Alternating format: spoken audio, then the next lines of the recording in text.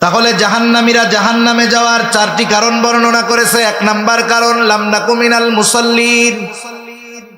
তারা বলবে আমরা মুসল্লি ছিলাম না, আর আমরা মুসল্লি হব। ওয়ালাম নাকু নুতঈমুল মিসকিন, আমরা মিসকিনদেরকে খানা দিতাম না, আমরা মিসকিনদেরকে খানা দিব।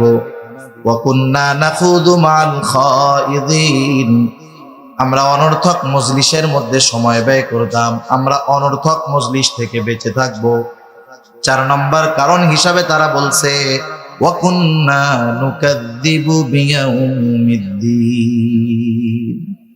কারো মধ্যে যদি আগের 3টা দোষ থাকে, ঈমান যদি ঠিক থাকে, এই 3 দোষ থাকে, নামাজ পড়ে নাই, মিসকিনদের খানা দেয় নাই, অনর্থক মজলিসে বসছে, কিন্তু একটু হইলেও ঈমান নিয়ে মরতে পারছে, সে তো অপরাধের শাস্তি ভোগ করার পর একটা সময় ঈমানের কারণে জান্নাতে যাবে। কিন্তু চতুর্থ ত্রুটি যদি কারো মধ্যে থেকে যায়, সে আর কাজ হবে না, অনন্তকাল জাহান্নামে থাকতে হবে। কারণ কিয়ামতের প্রতি বিশ্বাস রাখা ঈমানের 6 স্তম্ভর একটি। ঈমানের ভিত্তি 6টি, এর একটি হলো পরকালের উপরে বিশ্বাস রাখা। আমরা ছোটবেলা মক্তবের মধ্যে পড়ছি, আমাদেরকে 7টা পড়ানো হইতো আর কি। আমানতু বিল্লাহি ওয়া মালাইকাতিহি ওয়া কুতুবিহি ওয়া রুসুলিহি ওয়াল ইয়াউমিল আখিরি ওয়াল কদরি খাইরিহি ওয়া শাররিহি মিনাল্লাহি তাআলা। শেষে একটু বাড়ায়া পড়াইতো ওয়াল বাসি বাদাল মাউত, মৃত্যুর পরে পুনরায় পুনরুজ্জীবিত হওয়ার পর, ওয়াল ইয়াউমিল আখিরি আর ওয়াল বাসি বাদাল মাউত। মূলত 2টা হলো 2 এর মধ্যে 1, 1 এর মধ্যে 2, এই 2টা একই জিনিস। মৃত্যুর পর থেকে নিয়ে বাকি সময়টা হলো পরকাল, এগুলার উপরে বিশ্বাস রাখা। সেই জন্য ঈমানের 6 স্তম্ভের একটি হলো ওয়াল ইয়াউমিল আখিরি, কিয়ামতের উপরে বিশ্বাস রাখা।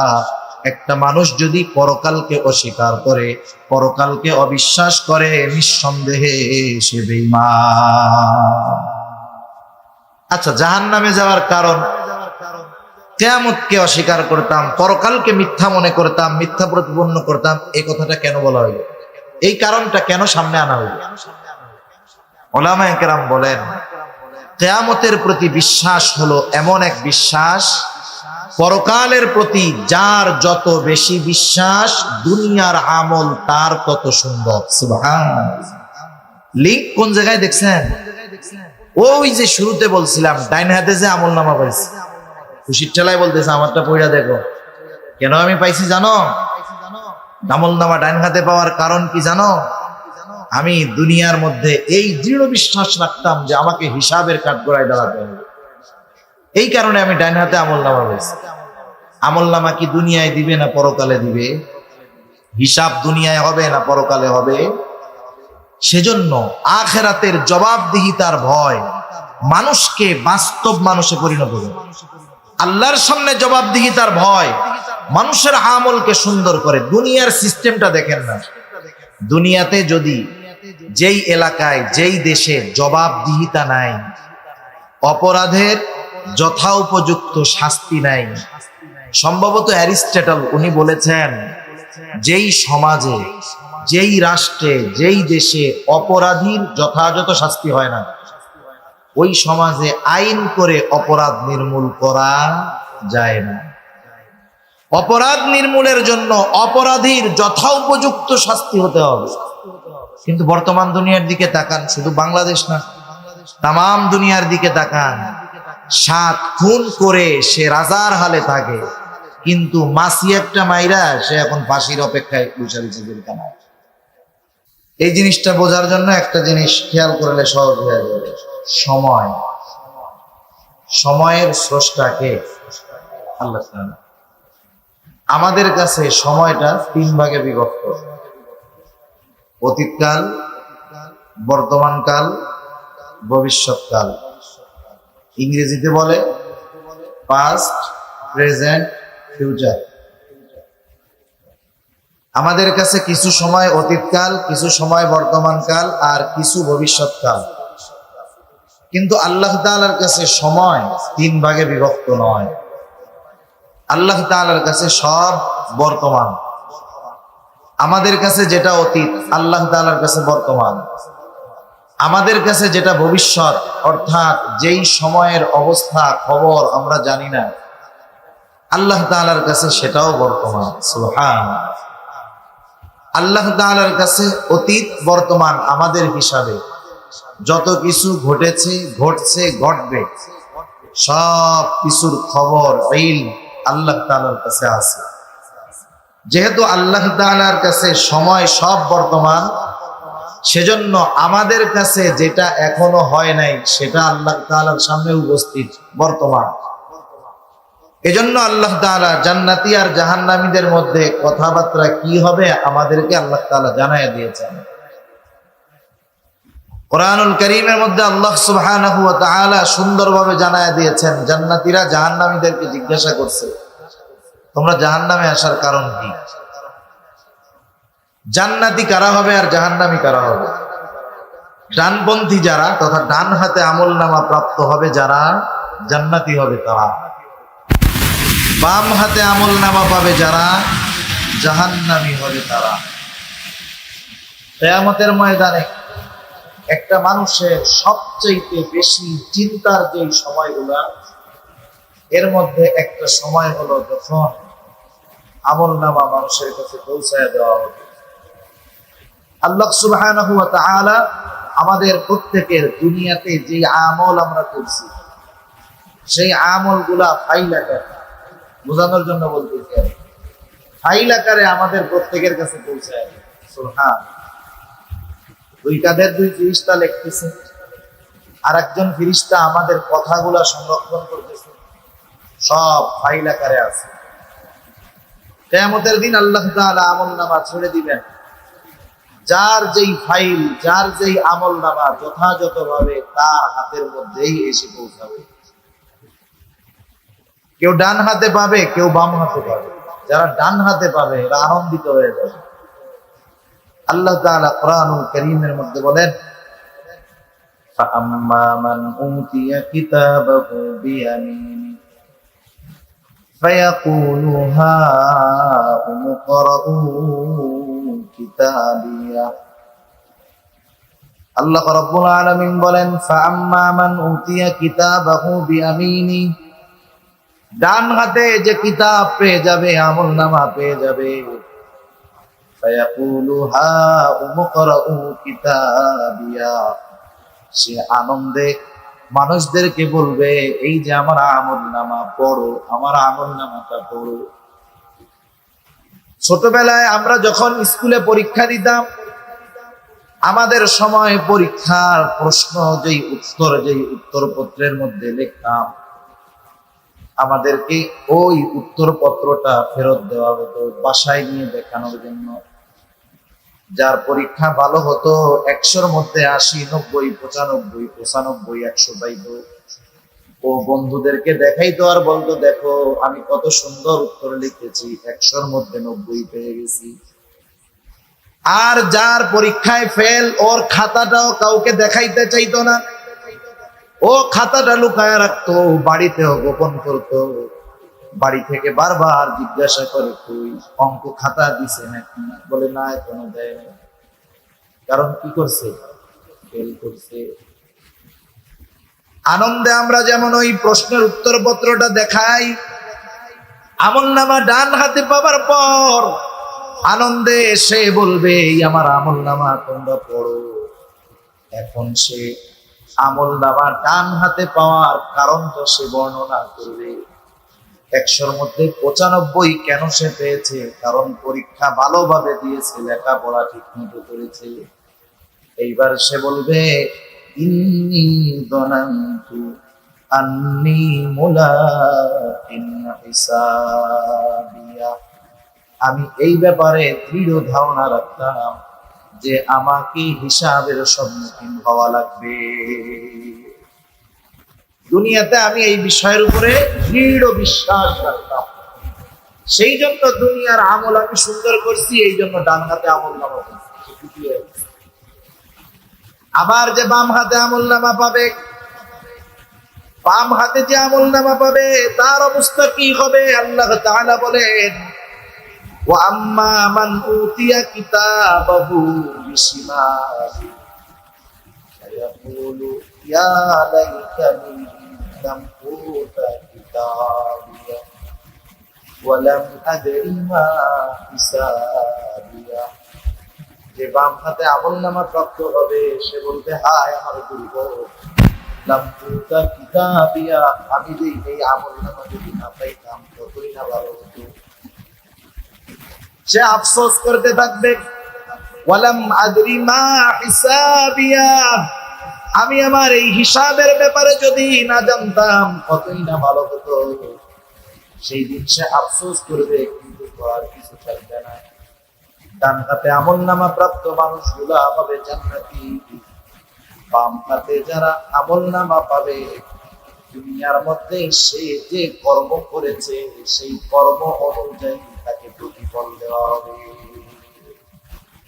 এই কথাটাই এখানে মূলত বোঝানো উদ্দেশ্য। কুল্লু নাফসিন বিমা কাসাবাত রহিনা, প্রত্যেক প্রাণ তার কর্মের ব্যাপারে সে আবদ্ধ, বন্ধক রাখছে, মানে খারাপ কাজ করছে সে ওই খারাপ কাজের প্রতিদান করে। তবে ইল্লা আসহাবাল ইয়ামিন, ডানপন্থী তথা যারা ডান হাতে আমলনামা পাইছে তারা ছাড়া।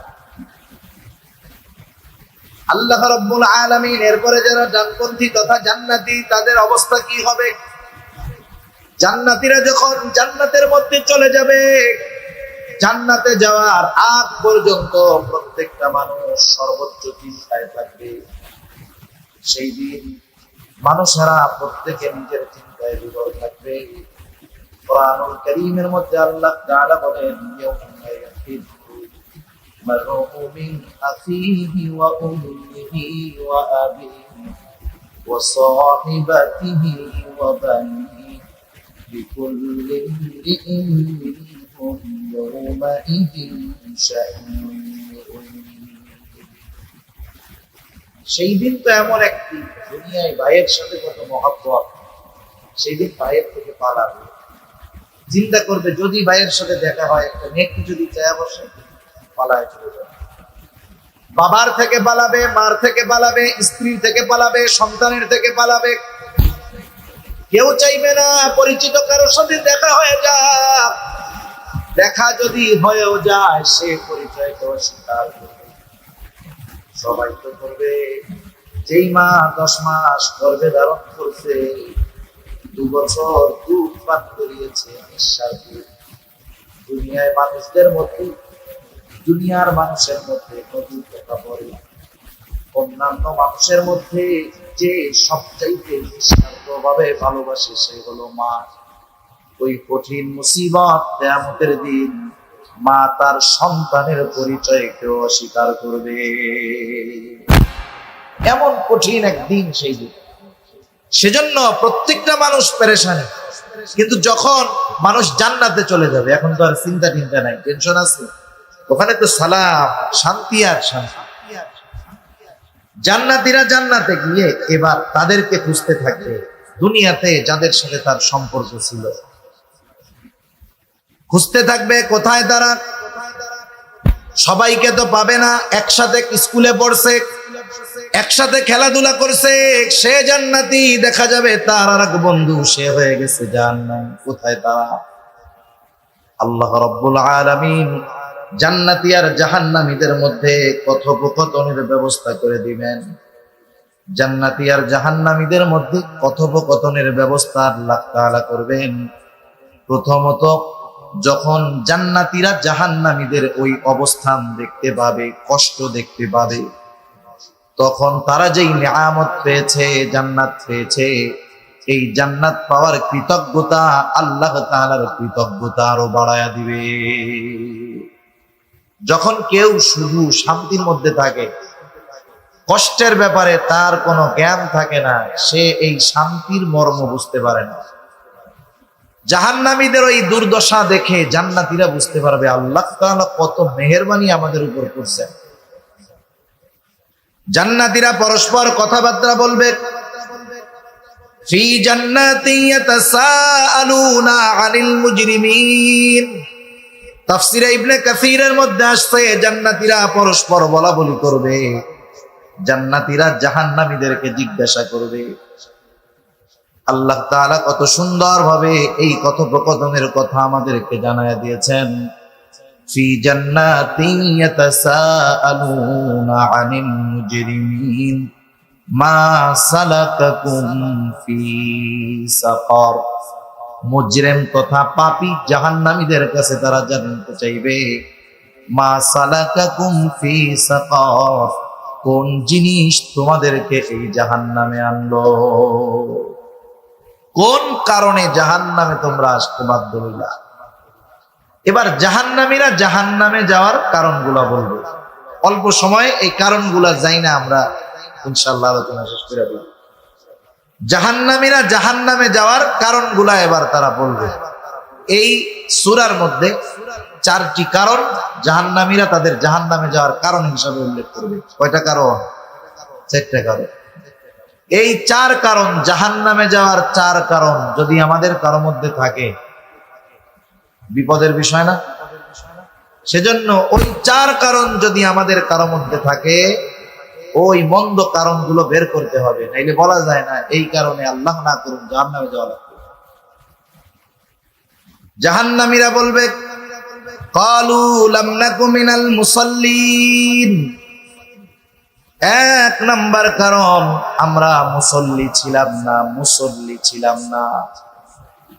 আমরা তো মনে করি সপ্তাহে একদিন নামাজ পড়লেই সে মুসল্লি, বিষয়টা এমন নয়। আমার আগে হযরত আরশের ছায়ায় যেই 7 শ্রেণীর মানুষ স্থান পাবে, এর মধ্যে একজন হলো সেই ব্যক্তি, রাজুলুন কলবুহু মুআল্লাকুম বিল মাসাজিদ। ওই ব্যক্তি যার অন্তর সর্বদা মসজিদের সাথে থাকে, সে হলো অরিজিনাল মুসল্লি। আর যেই ব্যক্তির অন্তর সর্বদা মসজিদের সাথে থাকে, সে কখনো নামাজ ত্যাগ করে না, সে কখনো নামাজ পরিত্যাগ করে না, বরং তার দুনিয়ার মধ্যে সবচাইতে গুরুত্ব যেই ব্যাপারে থাকে সেটার নাম হলো নামাজ। জাগতিক যত ব্যস্ততা তার থাকুক না কেন, নামাজের সময় হলে তার অন্য কোনো কিছুর আর পেরেশানি থাকে না, সব নামাজের দিকে সে ঝুঁকিয়ে দেয়, নামাজের ব্যাপারে সে চিন্তিত বেশি থাকে। আচ্ছা একটু বলেন তো, দুনিয়ায় আমাদের দেশ 92% মুসলমানের দেশ। কিছু জিনিস আছে শুধু দাবি করলে হয় না। 92% মুসলমানের দেশ, আমরা দাবি করি, কিন্তু জরিপ হলো আমাদের দেশে যত মুসলমান আছে, এই মুসলমানদের মধ্যে শতকরা 10 ভাগও নয়, বরং তার অনেক কম, 7-8% মানুষ সর্বোচ্চ 5 ওয়াক্ত নামাজ পড়ে। বাকি 93% মুসলমানের হিসাবে 93% মুসলমান 5 ওয়াক্ত নামাজ পড়ে না। ঢাকা শহর সহ আমাদের গ্রাম অঞ্চলগুলোতে জুমার দিন মসজিদ ভরে যায়, 5-7 তলা মসজিদ ভরে, বিশাল রাস্তায় জায়গা থাকে না, জ্যাম লেগে যায় ঢাকার মধ্যে। যেই মসজিদে জুমার সময় 7 তলা ভরে, রাস্তা ভরে গেছে সব, ওই মসজিদে আসরের নামাজে নিচের তলায় অর্ধেক ধরে না। অবস্থা কি চিন্তা করে? জুমার নামাজ এত মানুষ পড়ে, এরপরেও জরিপ হলো যে বাংলাদেশে অর্ধেক মুসলমানও জুমার নামাজ পড়ে না। তার মানে হিসাবে আমরা মুসলমানের সংখ্যা যা, তার অর্ধেক ফুল ফিল বেনামাজি, জুমার নামাজও পড়ে না। এগুলো এমনি মুসল্লি তো হইতে পারে নাই, সাপ্তাহিক মুসল্লি হইতে পারে নাই। অথচ চিন্তা করে দেখেন নামাজ কত গুরুত্বপূর্ণ একটা ইবাদত। যে কথা বলতে চেয়েছিলাম, দুনিয়ার মানুষ যারা বেনামাজি, নামাজ পড়ে না, নামাজের গুরুত্বটা কিন্তু বোঝে, নামাজ যে ফরজ এটা বোঝে, কিন্তু নামাজ পড়ে না। এর কারণটা কি? আপনাদের বাজারে যারা বেনামাজি, জিজ্ঞাসা করবেন, ব্যবসায়ী যদি হয়, নামাজ পড়ো না কেন? বলে ভাই আসর মাগরিব এশা এই 3 ওয়াক্ত এমন এক ওয়াক্ত, এই টাইমে দোকানের মধ্যে ক্রেতা আসে বেশি, তাই না? তার মানে সে নামাজ না পড়ার কারণ হলো জীবিকা উপার্জন, রিজক অন্বেষণ করতে গিয়ে সে নামাজ পড়ে না। যেই ব্যক্তি রিক্সা চালায়, অটো চালায়, সিএনজি চালায়, জিজ্ঞাসা করেন নামাজ পড়ো না কেন? সে বলবে সময় পাই না, পেটের চিন্তা কইরাই তো অস্থির, কামাই রোজগার ভালো হয় না, নামাজ পড়বো কেমনে।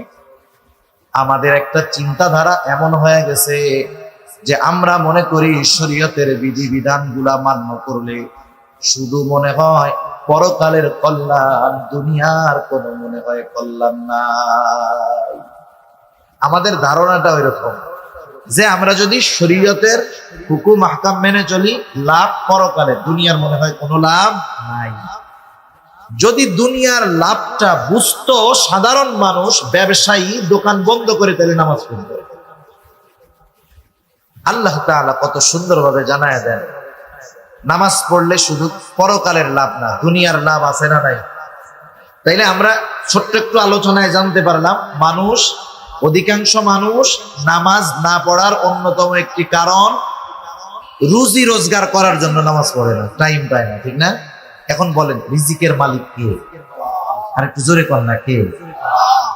আল্লাহ তাআলা কি বলেন আমরা একটু শুনি। আল্লাহ তাআলা বলেন ওয়া'মুর আহলাকা বিস-সালাতি ওয়াসতাবির আলাইহা লা নাসআলুকা রিজকা। আল্লাহ রাব্বুল আলামিন বলেন ওয়া'মুর আহলাকা বিস-সালাতি ওয়াসতাবির আলাইহা, তুমি তোমার পরিবার পরিজন অধীনস্থদেরকে নামাজের আদেশ করো। তারাও পড়বে, তাদেরকেও পড়াও, তুমিও তার উপরে অটল থাকো, তুমিও নামাজি হও। কারণ একা নামাজ পড়লে হবে না, একা জাহান্নাম থেকে বাঁচলে হবে না। কারণ আল্লাহ তাআলা বলেন ইয়া আইয়ুহাল্লাযীনা আমানু কু আনফুসাকুম ওয়া আহলিকুম নারা। আল্লাহ তাআলা বলেন হে ঈমানদারেরা, তুমি নিজে এবং তোমার অধীনস্থদেরকে জাহান্নামের আগুন থেকে বাঁচাও। দুনিয়ার অনেক নেককার মানুষ, ভালো মানুষ, দিনদার মানুষ আখিরাতে এই যে তার অধীনস্থদেরকে দ্বীনের উপরে চলার আদেশ নির্দেশ না দেওয়ার কারণে দুনিয়ায় ভালো আমল করনেওয়ালা লোকটা কিয়ামতে এদের কারণে ধরা খেয়ে যায়। এজন্য আমরা অনেক সময় অনেক মানুষ আছে ঘরের থেকে ফজরের নামাজ পড়তে বের হয়, দরজাটা এত আস্তে খুলে যাতে আওয়াজে ছেলে মেয়ে স্ত্রী সন্তানের ঘুম না ভাঙা যায়। একা একা নামাজ পড়ে চলে আসছে, ঘরের সবাই ঘুমিয়ে দিচ্ছে না, সে তো মনে করতেছে আমি নামাজ পড়ে আসলাম। সে তো তার সন্তান অধীনস্থ পরিবার পরিজন এদেরকেও জাহান্নামের দিকে ঠিক ঠেলা দিল। ওদেরকে ঠেলে দেওয়ার কারণে ওরাও টাই না, ওই নামাজিকে ওরাও জাহান্নামে নিয়ে একা পড়ছে, এদের পড়তে বলে নাই। সেজন্য আল্লাহ তাআলা জানায় দিলেন অধীনস্থদেরকে নামাজের আদেশ করো, আর তুমি এই নামাজের উপরে অটল থাকো। লাভটা কি হবে? আল্লাহ তাআলা বলেন লা নাসআলুকা রিজকা, আমি তোমাদের কাছে রিজিক চাই না, বরং তোমরা নামাজ যদি পড়ো, অধীনস্থদেরকে যদি পড়াও, লাভ তোমাদের। প্রথম লাভ দুনিয়ার। আল্লাহ তাআলা বলেন নাহনু নারযুকুকা, আমি আল্লাহ তোমাদেরকে রিজিক প্রদান করব। তাইলে দেখেন ব্যবসায়ী ব্যবসা করে, নামাজ পড়ে না, রিজিকের আশায় কাজ হবে? বরকত হবে না। সেজন্য নামাজ পড়লে দুনিয়ায় রিজিকের ব্যবস্থা আল্লাহ তাআলা করে দেন। শত ব্যস্ততা থাক, কাজ থাক, আমরা 5 ওয়াক্ত নামাজ পড়ব। 5 ওয়াক্ত নামাজ সুন্দরভাবে পড়তে একেবারে ধীর স্থিরতার সাথে। সাধারণ মুসল্লিরা তো আর সূরা বাকারা আল ইমরান দিয়ে পড়বে না, ওটা তো শেষের 5-7টা সূরা দিয়ে পড়বে, 10টা সূরা দিয়ে পড়বে। ওই সূরাগুলা দিয়ে সুন্দরভাবে 4 রাকাত নামাজ পড়তে 10 মিনিট লাগবে, একেবারে সহি শুদ্ধভাবে। সব মিলিয়ে 5 ওয়াক্ত নামাজে 1.5 ঘন্টা সময় লাগলো। 1.5 ঘন্টা সময় কি একবারে লাগে না 5 বারে লাগে? এক বল খেলা দেখতে তো 2 ঘন্টা একটানা বসে থাকলে মজা হবে, তাই না? অথচ 5 ওয়াক্ত নামাজ 5 ভাগে পড়বে, 1.5 ঘন্টা সময়, মসজিদে ঢুকতে মন চায় না। আফসোস, কি বলবো অন্যদের কথা। কত জায়গায় কত মুরব্বী আছে দাড়িটা পেকে গেছে, চামড়া ঢিল হয়ে গেছে, ঝুলে গেছে, চোখ কোটরের মধ্যে চলে গেছে, 70-75 বছর বয়স, মসজিদের পাশে 4 দোকান, বসে দীর্ঘ সময় বসে চা খায়, টেলিভিশন দেখে, বিড়ি খায়, পাপ চাবায়, পাশে আজান হয়, নামাজ হয় মসজিদে, আল্লাহর বান্দা ঢুকতে পারে না। নসিব বড় খারাপ। সেজন্য জাহান্নামীরা বলবে আমরা মুসল্লি ছিলাম না, আমরা মুসল্লি হব। মুসল্লি শুধু নিজে হলে হবে না, অধীনস্থদেরকেও মুসল্লি বানাতে হবে। নামাজ কত বড় গুরুত্বপূর্ণ ইবাদত রাসূল আকরাম সাল্লাল্লাহু আলাইহি ওয়াসাল্লাম জানায়া দেন, as-salatu imaduddin man aqamas salata faqad aqamad-din wa man tarakaha faqad hadamad-din। নবীজি সাল্লাল্লাহু আলাইহি ওয়াসাল্লাম বলেন, নামাজ হলো দ্বীনের স্তম্ভ। মান আকামাস সালাহ, যে নামাজ কায়েম করে সে দ্বীন প্রতিষ্ঠা করে। সুবহানাল্লাহ। বলেন তো আপনাদের এলাকার বেনামাজি যারা মুসলমান ঘরের সন্তান, একজন দিনদার মানুষ গিয়ে যদি ওই বেনামাজি মুসলমানকে বলে চল আমরা দিন ধ্বংস করব, বেনামাজি ওরে যদি বলা হয় চল আমি আর তুই গিয়া দিন ধ্বংস করবো, বেনামাজি বলবে তুমি নামাজ পড়ে কি করলে, আগে পিটাবে ও, ঠিক না? বলে তুমি নামাজ পড়ো আবার দিন ধ্বংস করতে চাও। অথচ ও বেনামাজি, ও জানে না যে ও নামাজ না পড়ে নিজেই দিন ধ্বংস করতেছে।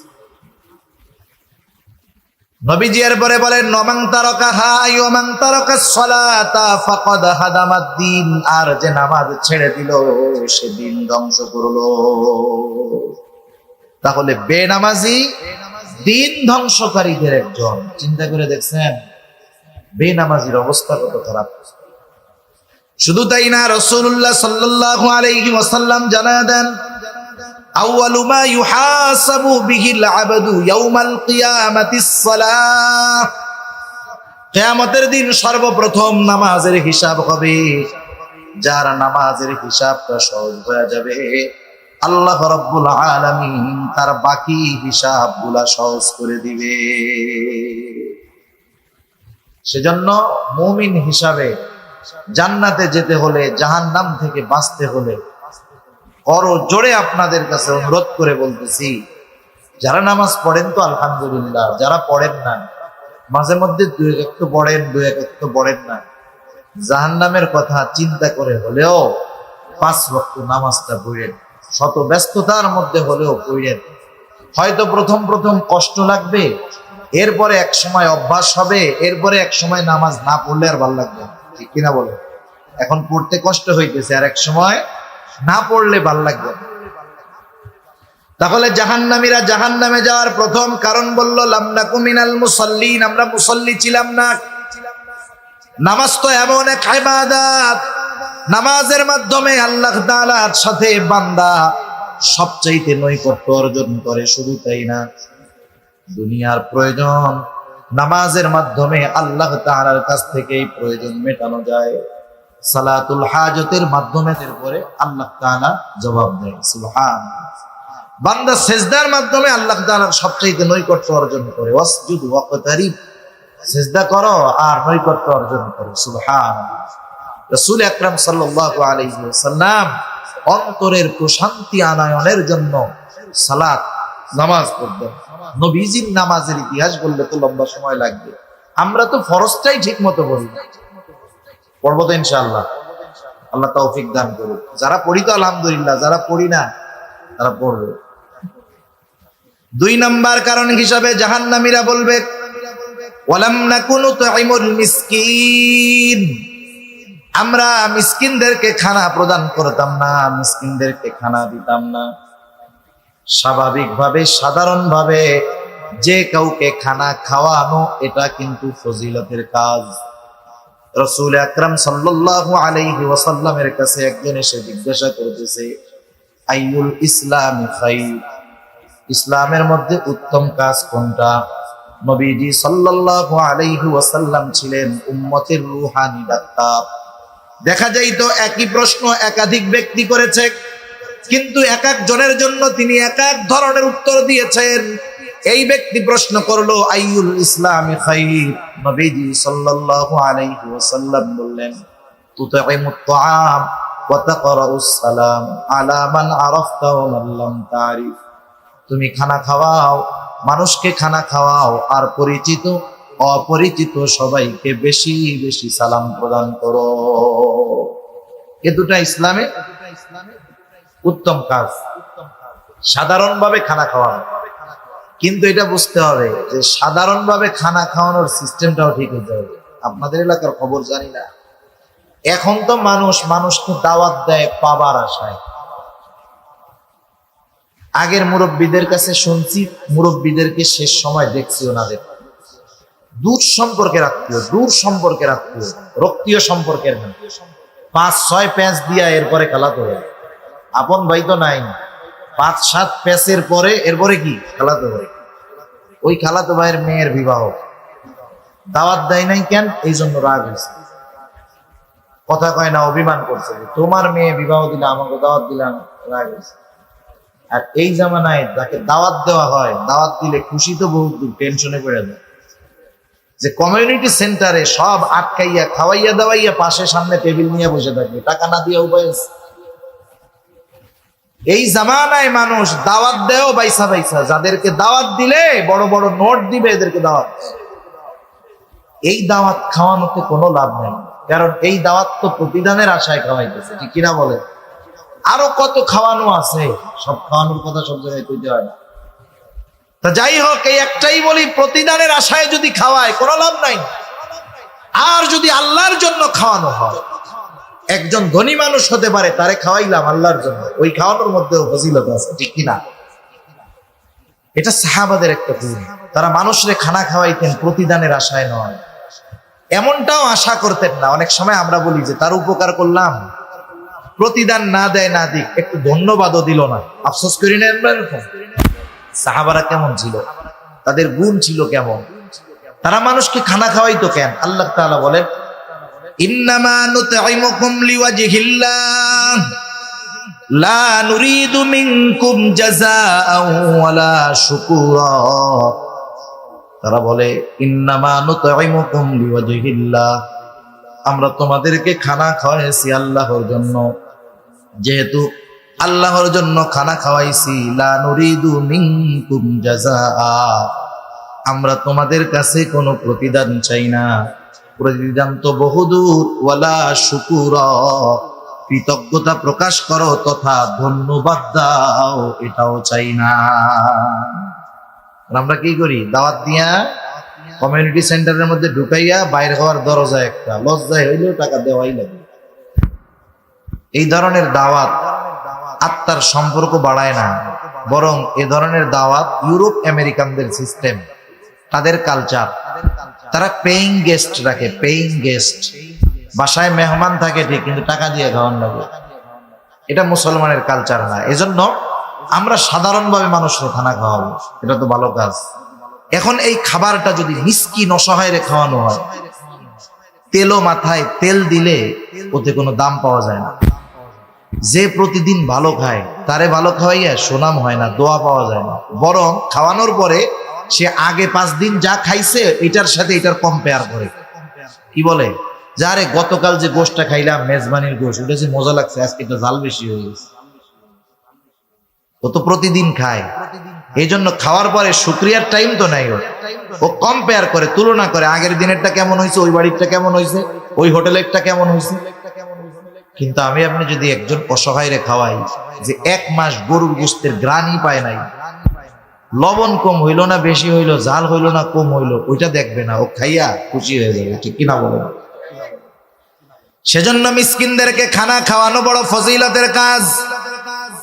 আমার কাছে সামর্থ্য নাই, আমি খাওয়াইতে পারি না, আরেকজনকে উৎসাহ দিব, নিরুৎসাহিত করব না। নিজে খানা খাওয়াইতে পারলে সবচেয়ে ভালো। আমি পারলাম না, আমার কাছে একজন আসছে সাহায্যের জন্য, ভাই 10টা টাকা দেন, কিছু খাবো, আমার কাছে নাই। আমার বন্ধু পাশে আছে, আমি যদি তাকে বলি, বন্ধু তুমি তাকে 10টা টাকা দাও, সে যদি দেয়, আমি 10 টাকা দান না করেও শুধুমাত্র সুপারিশ করার কারণে তার দানের সমপরিমাণ সওয়াবের মালিক আমি হয়ে যাব। প্রথম আমি নিজে খাওয়াবো যদি পারি, না পারলে আরেকজনকে কি দিব? উৎসাহ দিব, নিরুৎসাহিত করব না। এই নিরুৎসাহিত করা হলো আবু জেহেল মার্কা কাজ। সূরা মাউনের শুরুতে কাফেরদের 3টা বদঅভ্যাসের কথা আল্লাহ তাআলা বলছেন। কাফেরদের 3 বদঅভ্যাসের মধ্যে একটা কি? ওয়ালা ইয়াহুদ্দু আলা তাআমিল মিসকিন, তারা মিসকিনদেরকে খানা দেয় না, বরং আরো কি করে, নিরুৎসাহিত করে। কতজন আছে এরকম? অভাব নাই এমন মানুষের, নিজে তো দিলই না, আর একজন যখন দিতে যায় বলে ওরে না দিয়ে আমারে দে, আমি একটা চা খাইয়ে দেব। একজন মানুষ যদি আমার আপনার কাছে কিছু চাইতে আসে, ধরেন সেই লোকটা ধোঁকাবাজ হতে পারে, আমি তার ব্যাপারে সুনিশ্চিত ভাবে জানি না যে লোকটা ধোঁকাবাজ আসছে, আমি আমার নিয়ত ঠিক রাইখা তাকে যদি কিছু দিয়ে দেই, আশা করা যায় আমার নিয়তের কারণে সে ধোঁকা দিতে পারে, কিন্তু আমার নিয়তের কারণে আমি সওয়াব বঞ্চিত হব না। এরপরে আমার কাছে নাই, আমি তাকে উত্তম কথার দ্বারা ফিরাইয়া দিব, নাই বলে বিরক্ত হব না। কারণ যারা অসহায় এদেরও একটা আত্মমর্যাদা আছে। মনে করেন দুইজন মানুষ এক জায়গায় আছে, একজনের কাছে এসে সাহায্য চাইলো, বলে যে কিছু দেন, এই বেচারা রাগ হয়ে গেল, ধর তোমাদের জ্বালায় রাস্তাঘাটে চলা যায় না, রাগ হইয়া 100 টাকার নোট একটা দিয়ে দিল। সচরাচর সাধারণত রাস্তাঘাটে ভিক্ষা কয় টাকা, 10 টাকা 20 টাকা নয় দেওয়া হয়, 100 টাকা দেওয়া এটা বড় একটা ব্যাপার না। 100 টাকা দিছে, কিন্তু ব্যবহার করছে কি খারাপ। পাশে আর একজনের কাছে গেছে, তার কাছে নাই, সে দিতে পারে নাই, সে সুন্দর ভাষায় বলছে, ভাই এখন তো আমার কাছে নাই, তুমি পরে যদি আসো দেখা করো, ইনশাল্লাহ আমি দিব, আইসো। হ্যাঁ, সুন্দর একটা হাসি দিল, কিন্তু দিতে পারলো না। বলেন তো ওই গরিব মানুষ খারাপ আচরণকারীর 100 টাকা পেয়ে নাকি ওই লোকটা দেয় নাই তার সুন্দর আচরণ পেয়ে খুশি হবে? সুন্দর আচরণে খুশি হবে। এজন্য উত্তম কথা, উত্তম আচরণ এটাও একটা ভালো কাজ। তাহলে মিসকিনদেরকে খানা না দেওয়া, অপরকে নিরুৎসাহিত করা, এটা কাফেরদের অভ্যাস। কাদের অভ্যাস? একটু জোরে বলেন না, কাদের অভ্যাস? কাফেরদের অভ্যাস। যারা মিসকিনদেরকে খানা দেয় না, অপরকে দিতে নিরুৎসাহিত করে, তারা দুনিয়াতে রিজিক সংকীর্ণতায় পড়বে, দুনিয়াতে থাকবে মাগার খাইতে পারবে না। আছে না এরকম অনেক মানুষ? আল্লাহ কত টাকা পয়সা দিছে, বয়স 35-40 বছর, আল্লাহ তাআলা গলায় ক্লোজ করে দিছে, কিছু খাইতে পারে না। এমন রোগ আল্লাহ তাআলা দিছে, যেই লোক চাইলে ডেলি 2টা গরু জবাই দিয়া মেজবানি খাইতে পারে, খাওয়াইতে পারে। এমন রোগ হয়ে গেছে 40 বছর বয়সে, ডাক্তার বলছে বাঁচতে চাইলে আমার কথা মতো চলতে হবে। কি করব? বলে ভাত খাইতে পারবা না, গোশতর গন্ধও শুকতে পারবা না, তাহলে খামো কি? বলে তোমার কিডনি সমস্যা, ডায়াবেটিস সমস্যা, হাই প্রেসার, খাবা কি তুমি? তোমার জন্য খাবার হইল আতপ চাউলের জাউ। জাউ চিনেন? জাউ চিনেন? জাউ নরম করে রান্না করে পোলা পান্ডে খাওয়ায়। এখন তুমি খাইবা আতপ চাউলের জাউ, কিন্তু হাই প্রেসার আছে, লবণ ছাড়া খাইতে হবে। একটু বলেন তো, আতপ চাউলের জাউ যদি লবণ ছাড়া দেওয়া হয়, কেউ খাবে? আল্লাহ চাইলে থাকবে সম্পদ, খাওয়াবে ওইটা। সূরাতুল ফাজর, আল্লাহ রাব্বুল আলামিন এই সূরার মধ্যে রিজিক সংকীর্ণতার 4টি কারণ বর্ণনা করেছেন। আল্লাহ তাআলা কোরআনুল কারীমের ওই সূরা ফাজরের মধ্যে বলেন, ফাআম্মাল ইনসানু ইযা মাবতালাহু রাব্বুহু ফাআকরামাহু ওয়া না'আমা। আল্লাহ তাআলা যখন মানুষের পরীক্ষা নেওয়ার জন্য আল্লাহ তাআলা তাকে নিয়ামত দেন, ইযা মাবতালাহু রাব্বুহু ফাআকরামাহু ওয়া না'আমা, তাকে সম্মানিত করেন, নিয়ামত দেন, সম্পদের মালিক বানায় দেন। ওই লোকটা তখন বলতে থাকে, ফায়াকুলু রব্বি আকরামান, আমার রব আমাকে সম্মানিত করেছে।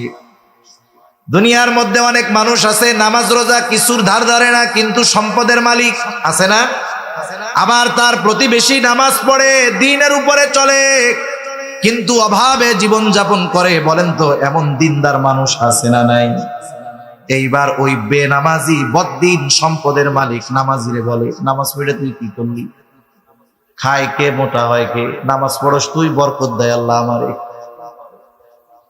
চিন্তা করছেন কত বড় খারাপের খারাপ। নামাজ কালাম পড়ি না, তাই আল্লাহ কত সম্মানিত করছে, আর যদি পড়তাম পুরা না খায় মুরগি। ও তো ভাবতেছে আল্লাহ ওকে মোহাব্বত করে সম্পদ দিছে। কারুনরে সম্পদ আল্লাহ কম দিছিল? জোরে বলেন না, কম দিছিল? কারুনরে আল্লাহ খুব ভালোবাসে না? ভালোবাসে কারুনরে? হ্যাঁ, তাইলে সম্পদ পদ পদবি পাইলেই এটা বলা যাবে না যে আল্লাহ ভালোবাসে। সেজন্য আল্লাহ তাআলা সম্পদ মাঝে মধ্যে পরীক্ষা করার জন্য দেন। এরপরে যখন আল্লাহ তাআলা ওয়া আম্মাল ইনসানু ইযা মাবতালাহু ফাকাদারা আলাইহি রিজকাহ ফায়াকুলু রাব্বি আহানান, আবার আল্লাহ তাআলা যখন মানুষের পরীক্ষা নেওয়ার জন্য রিজিকের মধ্যে সংকীর্ণতা দেন, সম্পদ কেড়ে নেন, সম্মান পদ পদবি সব কেড়ে নেন, এইবার ওই লোকটা যখন রিজিক সংকীর্ণতায় ভোগে সে বলে ফায়াকুলু রাব্বি আহানান, আমার রব আমাকে অসম্মানিত করেছে। তাফসীরের মধ্যে মুফাসসিরিনে কেরাম বলেন, মানে সে বলতে চায় যে আমি সম্মানের উপযুক্ত ছিলাম কিন্তু আমার রব আমারে সম্মানিত করে নাই, নাউযুবিল্লাহ। তাইলে এটা আল্লাহর ব্যাপারে তার কি একটা অভিযোগ দায়ের করেছে না। এবার আল্লাহ তাআলা ওই শ্রেণীর মানুষের এই অভিযোগের জবাব দিচ্ছেন যে তোমাদের রিজিকের সংকীর্ণতা কেন হয়েছে। আল্লাহ তাআলা বলেন কাল্লা বাল্লা তুকরিমুনাল ইয়াতীম, আল্লাহ তাআলা বলেন কখনো নয়, বরং তোমাদের রিজিক সংকীর্ণতার অন্যতম কারণ হলো তোমরা ইয়াতীমকে সম্মান করো না, তথা ইয়াতীমের হক যথাযথভাবে আদায় করো না। এরপরে আল্লাহ তাআলা বলেন ওয়ালা তাহাদ্দুনা আলা তুআমিল মিসকিন, তোমরা মিসকিনদেরকে খানা দাও না, অপরকে নিরুৎসাহিত করো, নিজেও দাও না, এই কারণে তোমাদের রিজিক সংকীর্ণতা আসছে। তাইলে বিষয়টা আমাদের মাথায় রাখতে হবে, মিসকিনকে খানা না দেওয়া কাফেরদের স্বভাব, মিসকিন অসহায়দের খাবার না দেওয়া কাদের স্বভাব? কাফেরদের স্বভাব। মিসকিনদেরকে যারা খানা দেয় না, অপরকে উৎসাহিত করে না, নিরুৎসাহিত করে, এরা রিজিক সংকীর্ণতায় ভুগবে, রিজিক সংকীর্ণতায় ভুগবে। সুতরাং কেউ যদি চায় যে তার রিজিক প্রশস্ত হোক, রিজিক প্রশস্ত হোক, তাহলে সে মিসকিনদেরকে খানা খাওয়াবে। আমরা খানা খাওয়াবো ইনশাআল্লাহ। এরপরে জাহান্নামীরা তাদের জাহান্নামে যাওয়ার 3 নাম্বার কারণ হিসাবে বলবে আমরা অহেতুক মজলিসের মধ্যে, অনর্থক মজলিসের মধ্যে বসে সময় ক্ষেপণ করতাম। ওয়া কুন্না নাখুদু মাল খাইদিন, এই যে অনর্থক মজলিসগুলা প্রত্যেক বাজারে চায়ের দোকানে আছে না না? চার দোকানের মজলিস, ওই জায়গায় উকিল, ব্যারিস্টার, ইঞ্জিনিয়ার, ডাক্তার সব পাওয়া যায়, রাজনীতিবিদ, কূটনীতিবিদ, সমাজনীতিবিদ সবাই ওই জায়গায় থাকে। চার দোকানে একসাথে সবগুলো পাওয়া যায়। দুনিয়ার যত গীবতের মজলিস, মিথ্যা কথার মজলিস, এই চার দোকানগুলো। আবার চায়ের দোকানে যদি টেলিভিশন না থাকে, ও দোকানের ব্যবসা শেষ। চিন্তা করে দেখেন, এই যে মজলিসগুলোর মধ্যে আমরা বসি, এই মজলিসগুলা জীবনের দুনিয়ার উপকার আছে এই মজলিসে, আখিরাতের উপকার আছে। বরং অনর্থক মজলিসে সময় ব্যয় করে আমার আমলনামা গুনাহ দ্বারা আমরা আরো ভারী করে দিচ্ছি। হাকিমুল উম্মাত আশরাফ আলী থানভী রাহমাতুল্লাহি আলাইহি এজন্য বলতেন যে তোমরা অনর্থক মজলিসে তো বসবাই না, বরং অনুপস্থিত কোন ব্যক্তির প্রশংসাও তোমরা তোমাদের মজলিসের মধ্যে করবা না। কারণ আপনার মসজিদের ইমাম সাহেব সব মুসল্লির কাছে ভালো না, উনি যদি যুগশ্রেষ্ঠ আল্লাহর ওলিও হয়। মসজিদের ইমাম সাহেব যদি যুগশ্রেষ্ঠ আল্লাহর ওলি হয়, ওই এলাকার সবার কাছে উনি ভালো হবে না। মুসল্লি 5 জন ইমাম সাহেবের অনুপস্থিতিতে ইমাম সাহেবের ব্যাপারে বলতেছে। একজন বলে আলহামদুলিল্লাহ, আমাদের ইমাম সাহেব খুব মুত্তাকি মানুষ। আরেকজন বলে আলহামদুলিল্লাহ, তিলাওয়াতটাও ভালো, বয়ানটাও ভালো করে। এখন আরেকজন আছে, তার ইমামকে ভালো লাগে না। আমার যারে ভাল লাগে না, তার প্রশংসা শুনলে আমার মধ্যে তো অবস্থা খারাপ হয়ে গেছে, ও আর সহ্য করতে পারতেছে না। বলে এত কথা বইলো না, এত ভালো না, কত কিছুই আছে তোমরা জানো না, আমি জানি, এই জানি। এখন বলেন, শুরু হয়েছিল প্রশংসা দিয়ে, আস্তে আস্তে যাচ্ছে গীবতের দিকে, আস্তে আস্তে এটা অপবাদের দিক যাবে। সেজন্য অনর্থক মজলিস গুলা ত্যাগ করার দরকার, দ্বীনি মজলিসে সময় দেওয়ার দরকার। আপনার হাতে অফুরন্ত সময় আছে, কোরআন শরীফ পড়েন, কোরআন শরীফ পড়তে পারি না, আশেপাশে মাদ্রাসা আছে, হেফজখানায় যাইয়া পাশে বসে বসে তিলাওয়াত শুনেন। আলেম ওলামার এলাকা ভরপুর চট্টগ্রাম, ওলামা ইকরামের সাথে বসে কিছু সময় দেন, ইমাম সাহেবের কাছে বসে একটু সময় দেন, মসজিদে একটু বেশি সময় বসে থাকেন, কিছু পড়ার দরকার নাই, এমনিই বসে থাকেন। সেজন্য সময় এটা দামি এক নেয়ামত। এই সময়গুলা যদি অহেতুক অনর্থক মজলিসে আমরা ব্যয় করি, এগুলা আমাদের পাপের কারণ হবে, জাহান্নামে যাওয়ার কারণ হয়ে দাঁড়াবে। তাহলে জাহান্নামীরা জাহান্নামে যাওয়ার 4টি কারণ বর্ণনা করেছে। 1 নাম্বার কারণ, লাম নাকু মিনাল মুসাল্লিন। তারা বলবে আমরা মুসল্লি ছিলাম না, আর আমরা মুসল্লি হব। ওয়ালাম নাকু নুতঈমুল মিসকিন, আমরা মিসকিনদেরকে খানা দিতাম না, আমরা মিসকিনদেরকে খানা দিব। ওয়া কুন্না নাখুদু মাল খাইদিন, আমরা অনর্থক মজলিসের মধ্যে সময় ব্যয় করতাম, আমরা অনর্থক মজলিস থেকে বেঁচে থাকব। 4 নম্বর কারণ হিসাবে তারা বলছে ওয়া কুন্না নুকাযযিবু বিয়াউমিদ্দিন। কারো মধ্যে যদি আগের 3টা দোষ থাকে, ঈমান যদি ঠিক থাকে, এই 3 দোষ থাকে, নামাজ পড়ে নাই, মিসকিনদের খানা দেয় নাই, অনর্থক মজলিসে বসছে, কিন্তু একটু হইলেও ঈমান নিয়ে মরতে পারছে, সে তো অপরাধের শাস্তি ভোগ করার পর একটা সময় ঈমানের কারণে জান্নাতে যাবে। কিন্তু 4র্থ ত্রুটি যদি কারো মধ্যে থেকে যায়, সে আর কাজ হবে না, অনন্তকাল জাহান্নামে থাকতে হবে। কারণ কিয়ামতের প্রতি বিশ্বাস রাখা ঈমানের 6 স্তম্ভর একটি।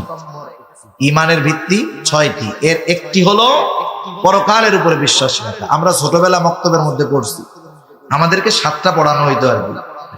আমানতু বিল্লাহি ওয়া মালাইকাতিহি ওয়া কুতুবিহি ওয়া রুসুলিহি ওয়াল ইয়াউমিল আখিরি ওয়াল কদরি খাইরিহি ওয়া শাররিহি মিনাল্লাহি তাআলা। শেষে একটু বাড়ায়া পড়াইতো ওয়াল বাসি বাদাল মাউত, মৃত্যুর পরে পুনরায় পুনরুজ্জীবিত হওয়ার পর, ওয়াল ইয়াউমিল আখিরি আর ওয়াল বাসি বাদাল মাউত। মূলত 2টা হলো 2 এর মধ্যে 1, 1 এর মধ্যে 2, এই 2টা একই জিনিস। মৃত্যুর পর থেকে নিয়ে বাকি সময়টা হলো পরকাল, এগুলার উপরে বিশ্বাস রাখা। সেই জন্য ঈমানের 6 স্তম্ভর একটি হলো ওয়াল ইয়াউমিল আখিরি, কিয়ামতের উপরে বিশ্বাস রাখা। একটা মানুষ যদি পরকালকে অস্বীকার করে, পরকালকে অবিশ্বাস করে, নিঃসন্দেহে সে বেঈমান। আচ্ছা, জাহান্নামে যাওয়ার কারণ, কিয়ামতকে অস্বীকার করতাম, পরকালকে মিথ্যা মনে করতাম, মিথ্যা প্রতিপন্ন করতাম, এই কথাটা কেন বলা হইল? এই কারণটা কেন সামনে আনা হইল? উলামায়ে কেরাম বলেন, কিয়ামতের প্রতি বিশ্বাস হলো এমন এক বিশ্বাস, পরকালের প্রতি যার যত বেশি বিশ্বাস, দুনিয়ার আমল তার তত সুন্দর। সুবহানাল্লাহ। লিংক কোন জায়গায় দেখছেন? ওই যে শুরুতে বলছিলাম, ডাইন হাতে যে আমলনামা পাইছি, খুশির ঠেলায় বলতেছে আমারটা পড়া দেখো। কেন আমি পাইছি জানো? আমলনামা ডাইন হাতে পাওয়ার কারণ কি জানো? আমি দুনিয়ার মধ্যে এই দৃঢ় বিশ্বাস রাখতাম যে আমাকে হিসাবের কাঠগড়ায় দাঁড়াতে হবে, এই কারণে আমি ডাইন হাতে আমলনামা পাইছি। আমলনামা কি দুনিয়ায় দিবে না পরকালে দিবে? হিসাব দুনিয়ায় হবে না পরকালে হবে? সেজন্য আখিরাতের জবাবদিহিতার ভয় মানুষকে বাস্তব মানুষে পরিণত করে। আল্লাহর সামনে জবাবদিহিতার ভয় মানুষের আমলকে সুন্দর করে। দুনিয়ার সিস্টেমটা দেখেন না, দুনিয়াতে যদি যেই এলাকায় যেই দেশে জবাবদিহিতা নাই, অপরাধের যথা উপযুক্ত শাস্তি নাই, সম্ভবত অ্যারিস্টটল উনি বলেছেন, যেই সমাজে, যেই রাষ্ট্রে, যেই দেশে অপরাধীর যথাযথ শাস্তি হয় না, ওই সমাজে আইন করে অপরাধ নির্মূল করা যায় না। অপরাধ নির্মূলের জন্য অপরাধীর যথা উপযুক্ত শাস্তি হতে হবে। কিন্তু বর্তমান দুনিয়ার দিকে তাকান, শুধু বাংলাদেশ না, তামাম দুনিয়ার দিকে তাকান, 7 খুন করে সে রাজার হালে থাকে, কিন্তু মাসি একটা মাইরা সে এখন ফাঁসির অপেক্ষায় জেলখানায়। দুনিয়ার অবস্থাটা এরকম। তাইলে বলেন, এ জায়গায় কি ইনসাফ আছে? ন্যায় বিচার আছে? জবাবদিহিতা আছে? দেশের টাকা সব আর এক জায়গায় চলে যাচ্ছে, দুর্নীতির উপরে দুর্নীতি হচ্ছে, কোনো জবাবদিহিতা নাই, যার কারণে দিন যাচ্ছে, আইন কঠোর হচ্ছে, কিন্তু অপরাধ যাইতেছে না। এটা দুনিয়ারও নিজাম। সেজন্য আখিরাতের জবাবদিহিতার চিন্তা, ভয়, ভীতি যখন আমাদের মধ্যে যথাযথভাবে ঢুকে যাবে, যে আমার জীবনের প্রত্যেকটা মুহূর্তের হিসাব আল্লাহর সামনে দিতে হবে, প্রত্যেকটা মুহূর্ত, সেকেন্ড না, মুহূর্তের হিসাব আমাকে আল্লাহর সামনে দিতে হবে, এই চিন্তা সর্বক্ষণ যার মধ্যে থাকবে, তার চরিত্র মানুষের সামনে যেমন হবে, মানুষের অন্তরালে একাকী তার চরিত্র সমান হয়ে যাবে। কারণ ওর চিন্তা থাকবে মানুষের সামনে অপরাধ করলেও আল্লাহর সামনে আমাকে হিসাব দিতে হবে। একেবারে একাকী ঘরের মধ্যে অন্ধকারেও যদি আমি অপরাধ করি, এর হিসাব জবাবদিহিতা আমাকে আল্লাহর কাছে দিতে হবে। সেজন্য আখিরাতের চিন্তা মানুষের আমলকে সুন্দর বানায়। আখিরাতের প্রতি বিশ্বাস যার যত বেশি, দুনিয়ায় তার আমলটা তত সুন্দর হয়, তার আমলটা তত ভালো হয়, দুনিয়ার জীবনটা তার তত গোছালো হয়।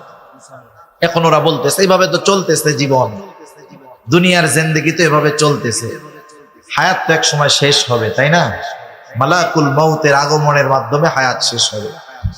এবার তারা বলতেছে হাত্তা আতানাল ইয়াকিন, এভাবে চলতেছে, একটা সময় দৃঢ় সত্য আমাদের কাছে চলে আসলো। ইয়াকিন এর অর্থ, এর উদ্দেশ্য হলো মাউত। আল্লাহ তাআলা কোরআনুল কারীমের আরেক জায়গায় বলেন ওয়া'বুদ রাব্বাকা হাত্তা ইয়াতিয়াকাল ইয়াকিন, আপনি আপনার রবের ইবাদত করেন কোন পর্যন্ত? হাত্তা ইয়াতিয়াকাল ইয়াকিন, দৃঢ় সত্যর আগমন পর্যন্ত, তথা মৃত্যুর আগ পর্যন্ত। এভাবে জীবন চলতেছে, একটা সময় মউত চলে আসছে, আমি আর ফিরে যেতে পারি নাই, ভালো কাজ করতে পারি নাই, তাওবা করতে পারি নাই, নেক আমল করতে পারি নাই। মৃত্যুর পরে যারা দুনিয়াতে ভালো কাজ করে না, গুনার কাজ করে, মৃত্যুর পরে আফসোস হবে, আকাঙ্ক্ষা হবে আবার দুনিয়ায় ফিরে আসতে যদি পারতাম, ভালো কাজ করতাম, আশা হবে, আকাঙ্ক্ষা হবে, কিন্তু দুনিয়ায় কি ফিরে আসা যাবে? ফিরে আসা আর যাবে না।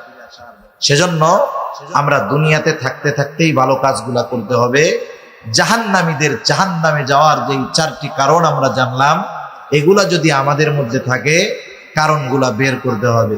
আল্লাহ সুবহানাহু ওয়া তাআলা আমাদের সবাইকে কথাগুলা অনুযায়ী যথাযথভাবে আমল করবার তৌফিক দান করুন। সকলে বলি আমিন, আরো জোরে বলি আমিন। ওয়া আখিরু দাওয়ানা আনিল হামদুলিল্লাহি রাব্বিল আলামিন। আসসালামু আলাইকুম ওয়া রাহমাতুল্লাহি ওয়া বারাকাতুহু। এই যে যুবকেরা প্রথমবার আয়োজন করছে।